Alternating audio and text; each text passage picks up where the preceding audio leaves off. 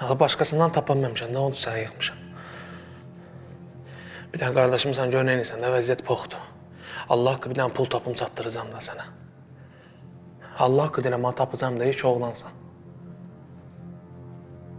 Bir dənəsini qoy, bir dənə Tofiqin yanına. Mən keçən dəfə gedin də pulunu, indikini də pulunu, bir dənə tapım səni çatdırıram. Bilət sənin var.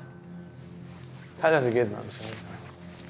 Qulaq as, nəsə fikirləşdim. Nə? İş barəsində zətdə. Nə fikirləşmə? Bayaq dedim də sənə də hamısı. Nə varsa hamısı dedim də sənə heç nə gizlətmirəm ki mən.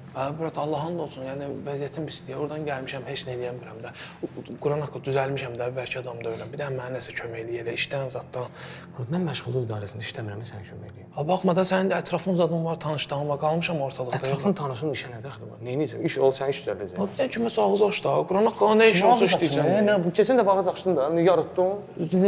Getdin sonra Moskvada biraz gəzdin, gəldin də yenə mən günahkarım sən işləsən. Brat, indi neynim, vəziyyət elə alındı ki, aləmdə idi, bir-birinə çıxdım, gəldim də. Onun da mən günahkarım mən, mən neyniyim onda? Bir dənə dostarsınız, dala iki oğlansınız, hansınızı ağız açıram, məni fırladırsınız, iki oğlansınız, bir dənə çıxardım mənim vəziyyətdən. Mən nəsə var da, inanmırlar da, inandan düşmüşsün. Pulum param yoxdur da, brat, bir dənə özümü düzəldim, Allah qaytarmayan da kişi deyir.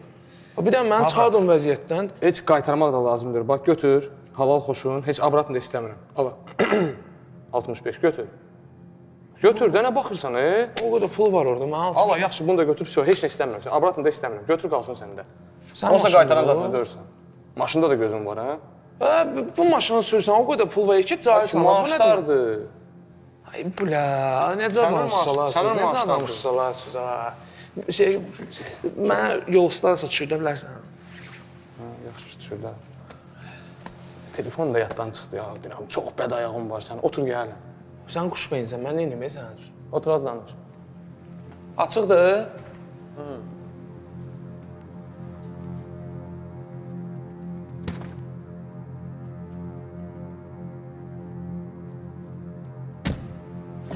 Maaşlar, bilət. Sən maaşlarıma qoy mənə.